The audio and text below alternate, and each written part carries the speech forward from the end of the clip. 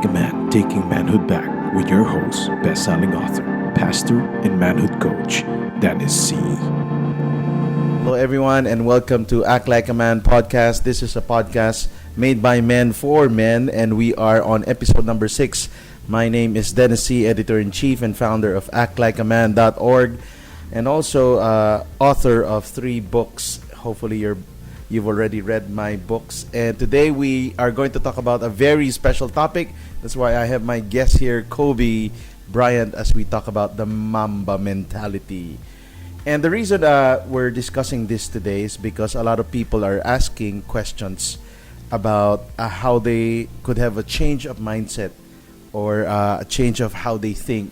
And I think discussing about Kobe Bryant and the Mamba mentality, which meron siyang book na lalabas na on the Mamba mentality, is very crucial for us to learn from this competitor and this champion. I remember 2 years ago I had an encounter that changed me.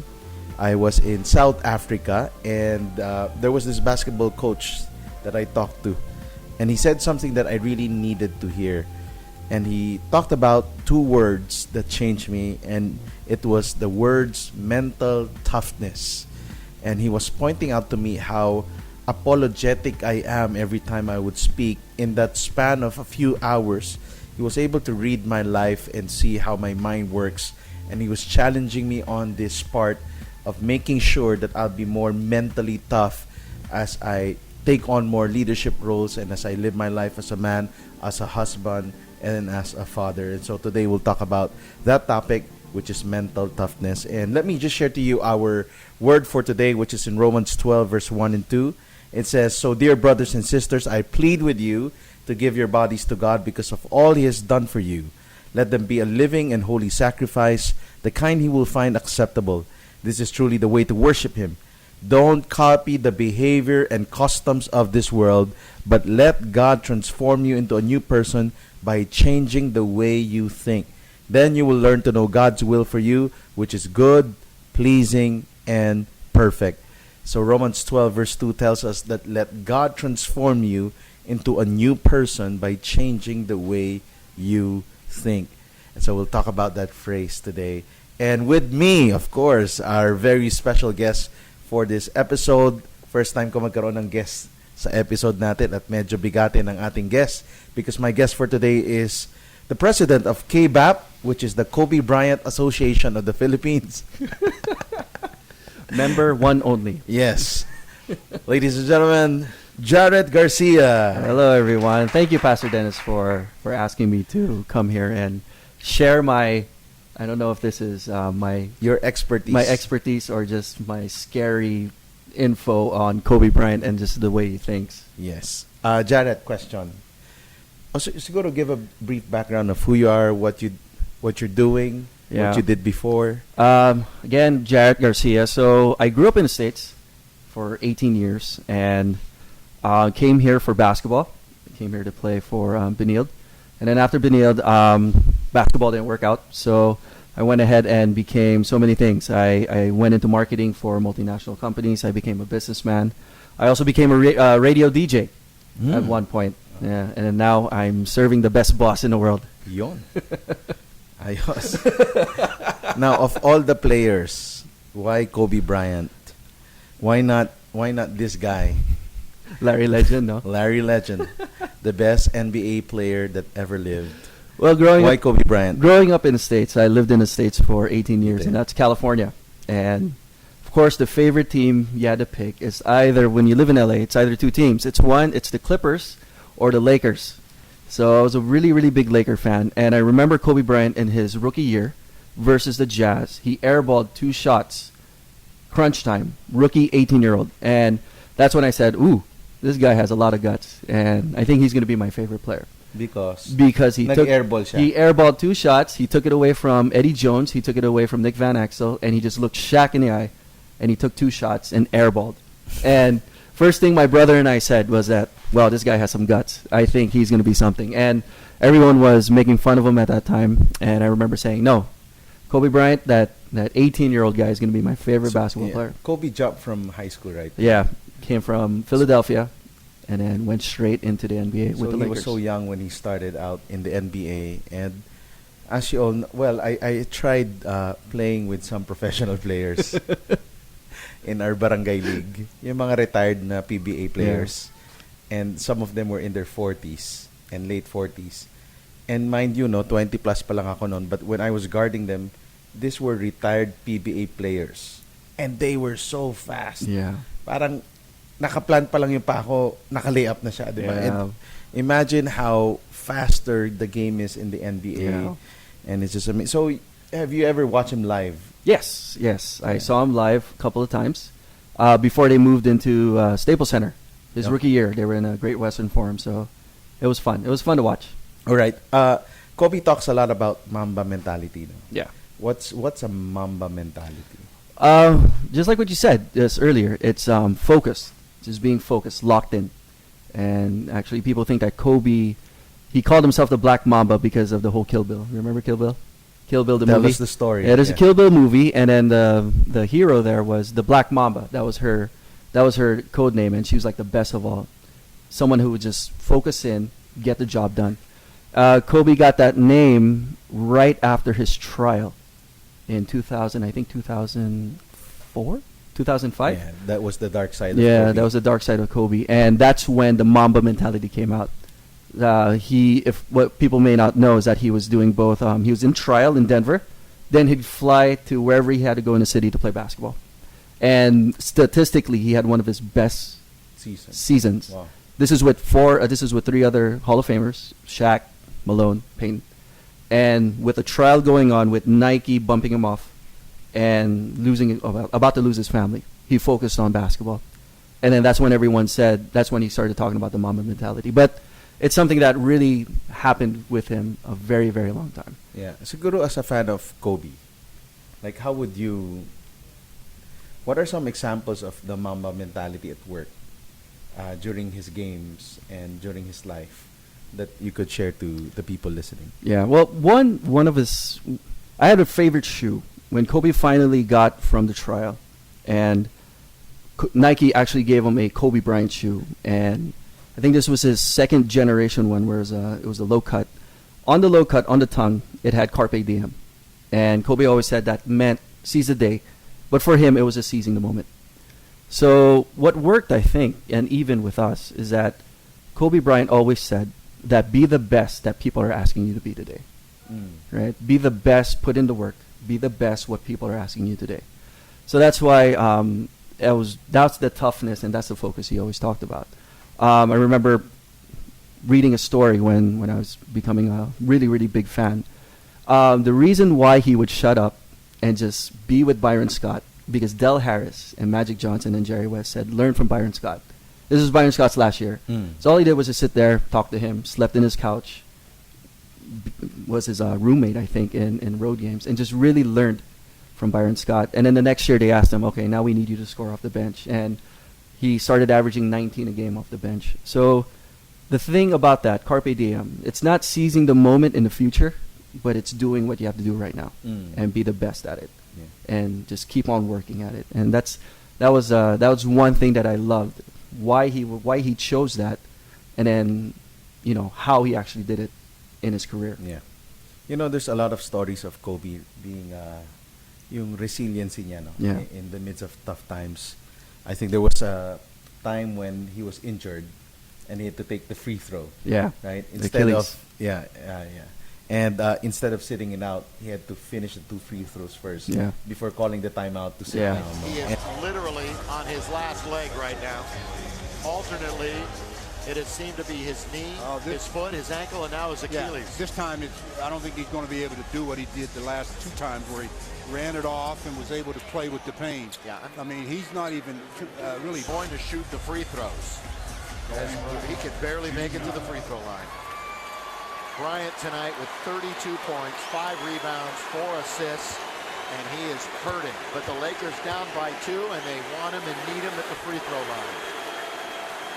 Got it. Now after this free throw, I'm going to be very curious to see how he responds, not backpedaling or whatever he has to do to get to the other end, if in fact he gets to the other end before a foul maybe. Made him. Lakers might foul.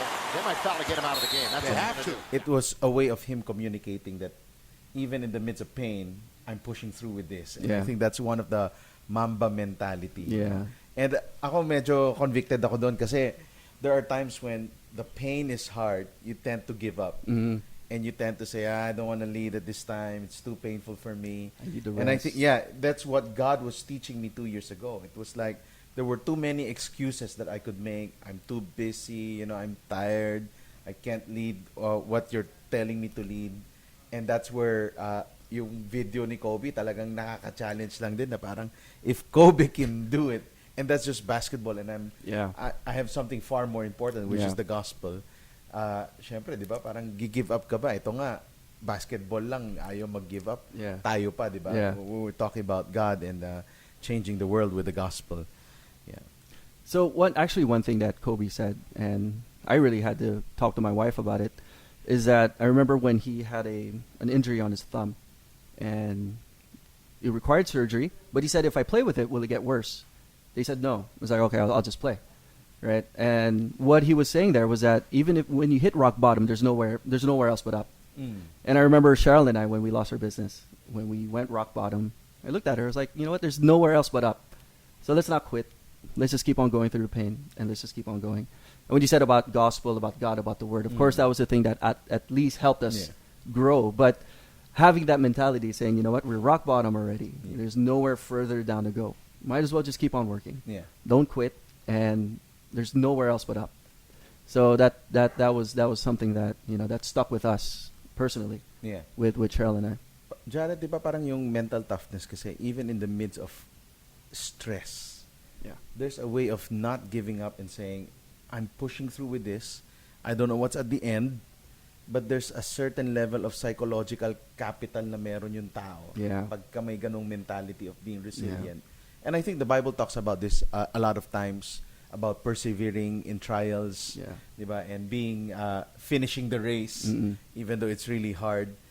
And resilience kasi is the ability to bounce back from setbacks, thrive and grow in the face of adversity and change. Now, is there anything in your life that you went through a trial, a setback from your business? What did you do? How were you able to bounce back from that? Yeah. Well, I remember You were young at that I time. was I young. remember that. Yeah, I was 28, Okay. 28, 27, 28. I remember the time that we decided to close everything and not do any projects anymore and just focus on collection. I remember weekly we'd get calls from suppliers, calls from the banks, that we'd have to give hundreds of thousands for payment. And we'll have no incoming income. So it's all of our collections, which the reason why we closed because we were pretty bad at paperwork. So some of the collections that we were owed wasn't given to us because of bad paperwork. So there were times where you'd hit, oh wow, we have to raise 300,000 on a Friday. They'll call Monday. We'd have to raise 300,000, and then your bank account only shows like 50,000. So Cheryl and I would just look at each other and say, okay, what do we do? Do we run away? Do we just say, okay, let's bankrupt because the business is not doing well, or do we just go through it? We hit a wall. If we can't go around it, we'll climb over it. If we can't climb over it, we'll try to go through it, right? And it came to a point where weekly we'd have that. But the resiliency just to find the funds, talk to people that owed us money, or even talk to the people that we owed money and say, we can't pay you right now, but maybe here's 5,000 first. So those are the things we had to do. I mean, it was I mean, you know me. I mean, medyo, may pride, right? But when you have to go down, when you have to show that there's nothing else you could do, and just go through it, go through the pain, and that's just part of life, and that's the thing that I think Cheryl and I both, as a husband and wife, as individuals as well, that's something that we've learned, just going through the motions, and it really helped us now, even where we're at today, is that when we hit a wall, when we hit something where it's not the best situation, we know that we just can't stop. We just have to keep on moving forward. You remember the last game of Kobe? Yes, of which course. was like a Cinderella story, Yeah, of course. of his entire career down by how many points, diba? And he took over Yeah. in his last game. And I think Naalala mo yung game na yun? Yes. Right? Yes. Alam mo pa ba yung kwento nun or hindi na? Oh well, I remember. That was in Feb, I think, of that year. Kobe announced that he was going to retire, and so it was a farewell tour for Kobe. And then there was a story where Shaq goes up to Kobe and says, "Kobe, give me 50. Give me 50 points in your last game." Kobe's like, "I don't know if I could do that." But then the whole Laker game, there was 2 games going on that day. It was Golden State versus someone for the 72nd or 73rd win of the NBA. And then Kobe's last game against Utah. No one was watching the Golden State game. Everyone was watching Kobe's last game. So Kobe being Kobe, all right, you want me to score 60? Okay, I'm going to score 60. And if you notice in the game, everyone was just passing the ball. You know, D'Angelo Russell, Randall, Clarkson. I mean, they just kept on giving him the ball. And Kobe, I think they were down, 14 in the first half? And then next you know, scores 60 points and wins the game on a jumper. And it was, I mean, I was in the car. I was watching it in the car. I'm sorry if I was in the car watching it. But that had to be one of the best moments for a Kobe fan. They're like, okay, Kobe, good job. Good job. You went out like that. I mean, your record still wasn't good, but, you know, you went out with 60 points, so that was fun. Now, let's talk about Kobe's preparation. No? Yeah. I think many of the things that we are able to overcome in life, it's because of the preparation that happens. And this is all throughout Scripture, whether it's David preparing in the tending the sheep, and then Goliath came. Yeah. He was prepared for Goliath. Yeah. No, and even with Kobe, if you look at this regimen, exercise regimen, time he wakes up, right? Maybe shares to us some of those practices na meron si Kobe. Well, people kind of think that he got that mentality from when he was in the NBA, when he met Jordan, when he met Bird, when he talked to Magic. But really, I remember reading a story and hearing it from him on one of his podcasts. Is that when he was 13 years old, he was in an awkward stage, growing, knees were hurting, didn't know how to run really well, didn't know how to jump, had very bad lateral movement, going from left to right. And in his first game, he's the son of a former NBA player, right? In his first game that he's played here in the States, because he grew up in Italy, comes back in the States, scores 0 points. Did not score 1 point because people were faster, people were more athletic, people were better. And actually, this is something where it kind of surprised me what he said this. And I don't know if there's fathers listening right now. I think this is something that shows that how we're very important in our child's life. The dad of Kobe went to him and said, Kobe, you know, if you score 0 or you score 60, he said, know that I'm always proud of you and I'll always love you. So Kobe was like, oh, okay. So remember, he was talking about it, that took the pressure off for him to perform. But Kobe being Kobe said, you know what, no, I want you to be proud of me and love me, and I'll score 60 points. So what he did was, again, the carpe diem, seize the day, know who you are, know what you need to do. So that's when he started shooting 2,000 jump shots, 2,000 free throws, 2,000 three-pointers. And he kept on saying was that 13 years old, this is a 13-year-old, Okay. and he said that if I'm open, I will make it. When I get the ball, if I'm not open, I know I can't go around him, I'll pass the ball. But when it comes back to me, if I'm open, I'll hit the shot. So the next year, he kept on playing, started scoring a little bit more points, started becoming a little better. He kept on doing that, 2,000, going 2 hours a day, 3 hours a day, at the age of 13. At 15, his knee stopped hurting. He started becoming a little bit faster, started jumping faster, jumping higher, grew a little bit more, and that's when he became Kobe. And what he said there was that he put in the work, he had the fundamentals, and he had the athletic ability. So he said that no one could beat him. No one could. You know, that was the time when he became Kobe, scoring 40, 50 points because of that mentality. But the thing is, what really hit me was that when his dad just talked to him and said, you know what, it's okay, 0 to 60, it doesn't matter. Whatever you do, I'm proud of you and I love you. That's what Kobe said, and then that took a lot of pressure off of him. Yeah, I think a lot of people, they lose the mental toughness if they just do it for others. Yeah.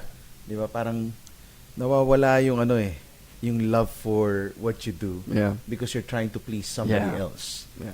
When we all know, even as Christians, we're here to please God alone. Yeah. Right? If God is pleased, it doesn't matter if other people would like it or not. Yeah. as long as I know it's honoring to God. And even in our work, Yeah. but our work as we're public figures, we preach every week, and sometimes yung hinahanap mo yung attention ng tao, it actually does not help you with your resiliency. Yeah. Because you're always wanting to hear what people are saying about you, affected ka kung may negative review about you, Yeah. ayaw mo na mag-podcast dahil 100 lang nakikinig sa'yo. Di ba? Kala mo 100,000 makikinig sa'yo. Di ba? And I think, again, it goes back to, I just have to do this. I have to continue to improve. Look at our setup. Yeah. Thank you to Master Lou. Master Lou, thank Master you. Lou Goken, thank you for setting up our studio for today. Yun. Yan. Parang, you just have to continue to improve. Yeah. Right? Yeah. I would say I'm not a Kobe Bryant. Marami pang dinidil sa akin si Lord. Lalo na sa mental toughness. No, and there are times I get too emotional. Some people would say I'm not emotional, but sometimes I do get affected.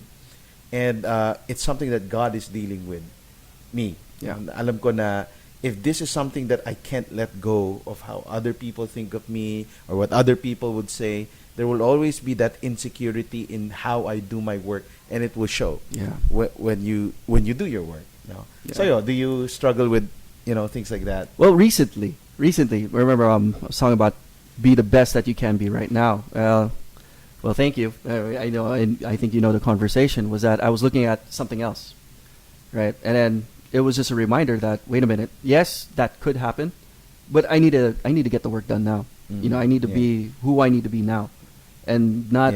I mean, whatever I do, I guess will go there, but this is what I'm asked to do right now. So put in the work, be the best, and just put in the work. In Lakers context, be Alonzo Ball first. Be Alonzo Ball first. Ingram naman. Baka Ingram.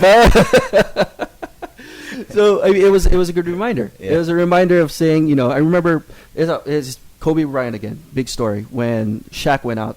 Shaq got injured. This is on their three-peat.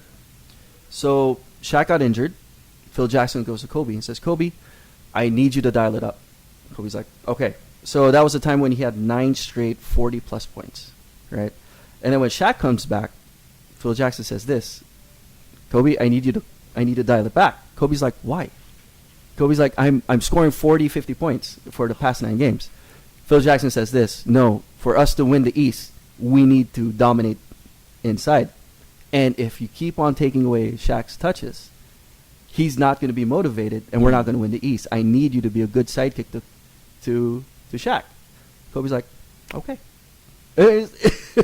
So it was like, okay, yeah, you're right. I mean, in retrospect, what he did at 40 points, he did that actually 4 years later when he started averaging 35 a game. But knowing what was needed from him that day, that time, that year, that context, I was like, oh, all right. So it was a reminder, it was a reminder now. Jarrod, don't look too forward. Yeah. I mean, it could get there.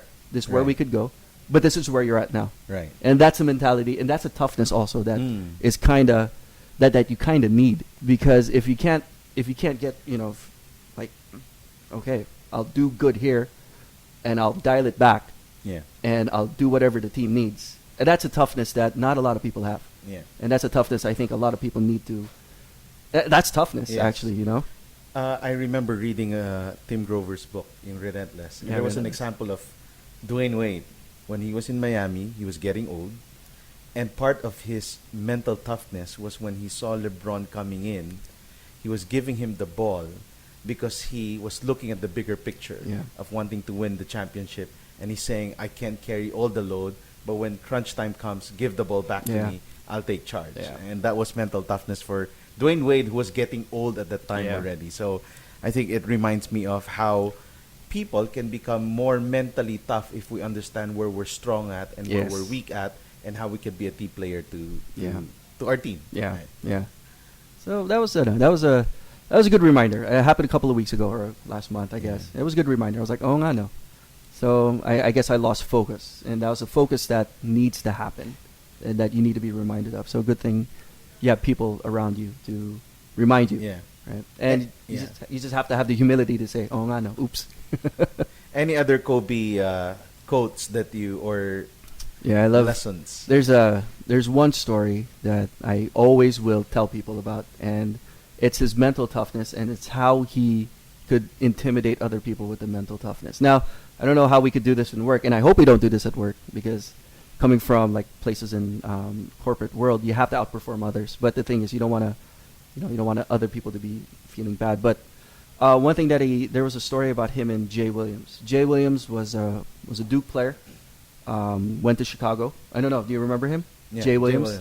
Yeah. And then unfortunately, his second year got into a motorcycle accident, so his career was cut short. But during his rookie year, he was with Chicago, played versus the Lakers, and he knew Kobe Bryant's like legendary workout.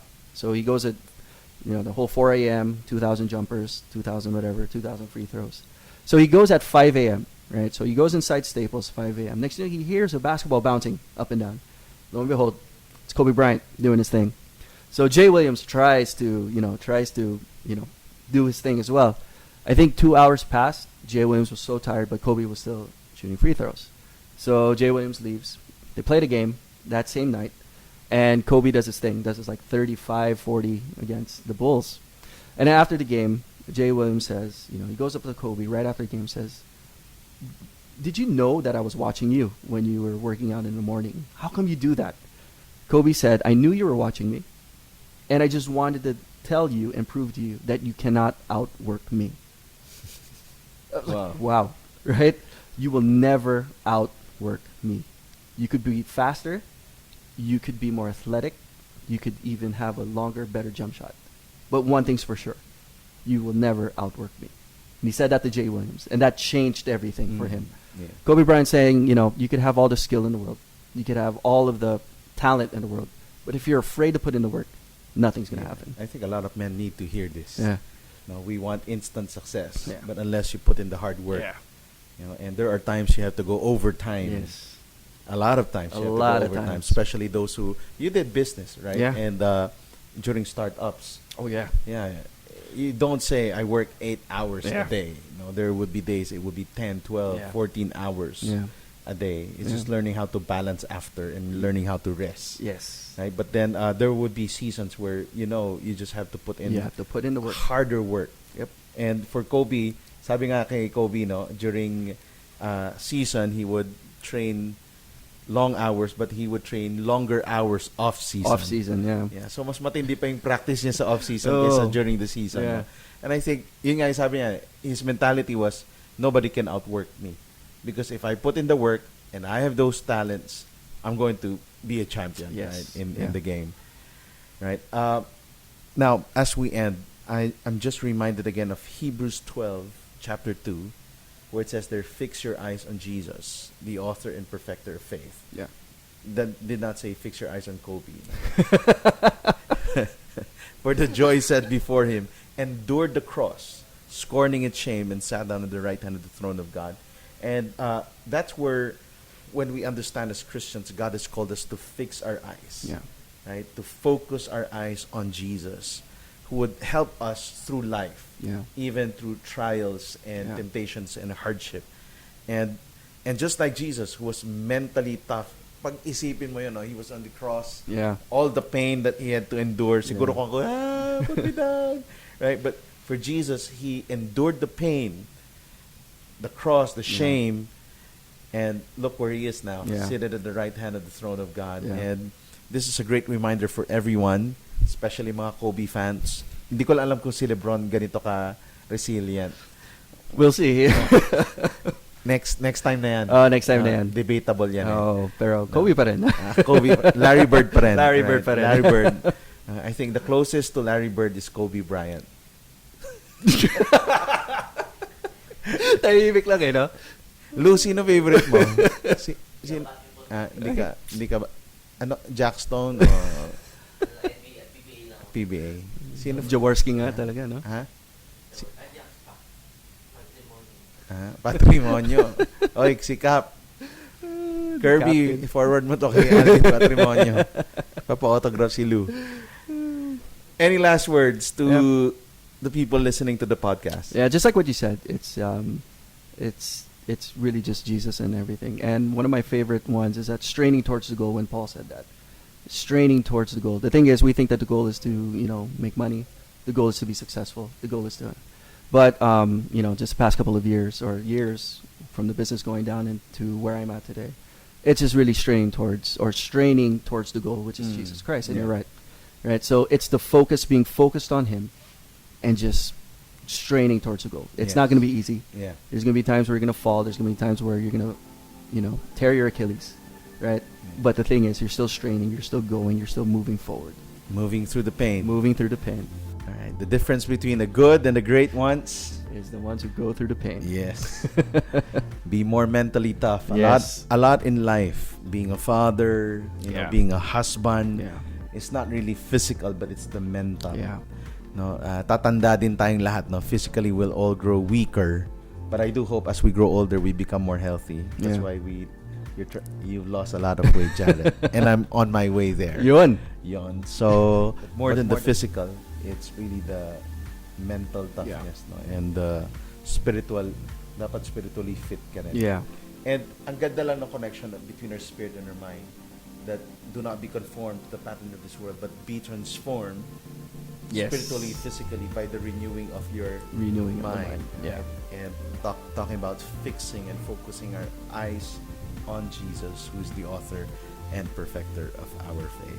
So I know we have more Kobe stories. A lot more, but A lot it's more, alright. but yeah, I think time's up for Next us. time na lang. 30 minutes na ata tayo nagkukwentuhan about Kobe. So next time, si Larry Bird naman. Uy. So again, thank you to everyone who's been listening to our Act Like a Man podcast. Again, I'm Dennis C. and with my guest, Jaret Garcia. If you want more, meron po kayong mga topics na gusto nyong madiscuss namin, please email us at actlikeamanph@gmail.com or comment on YouTube so we could know what topic that you would like for us to discuss and for you to hear. And again, thank you so much again to all our listeners and to all the men out there. Please remember to act like a man. Act like a man. Bye-bye. What can I say? Mamba out.